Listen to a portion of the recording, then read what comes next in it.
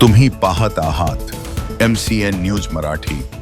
बुलढाणा जिल्ह्यातील जळगाव जामोद तालुक्यात येणाऱ्या सुनगाव येथील गोरक्षनाथ महाराज मंदिराकडे जाणाऱ्या पुलाच्या बांधकामातील कथित अनियमितता, निकृष्ट दर्जाचे काम आणि शासन निधीच्या संभाव्य गैरवापराबाबत प्रशासनाचे लक्ष वेधूनही ठोस कार्यवाही झाली नसल्याचा आरोप करत इंजिनियर राजू समाधान इंगळे यांनी 7 ऑगस्ट 2026 रोजी जिल्हाधिकारी बुलढाणा यांना अंतिम स्मरणपत्र दिले।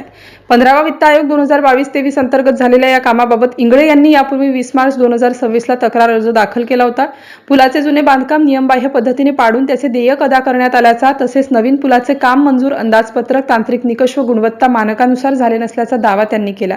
या प्रकरणाची स्वतंत्र व निष्पक्ष तांत्रिक आणि प्रशासकीय चौकशी करून चौकशी पूर्ण होईपर्यंत संबंधित कामाचे प्रलंबित अथवा अंतिम देयक अदा करू नये अशी मागणी करण्यात आली। दोषी आढळणाऱ्या कंत्राटदार, अधिकारी, अभियंते व इतर जबाबदार व्यक्तींवर कायद्यानुसार कार्यवाही करण्याची मागणी करण्यात आली आहे।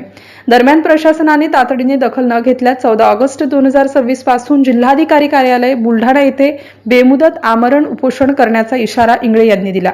MCN न्यूज मराठीकरिता सुनगाववरून गजानन सोनटक्के।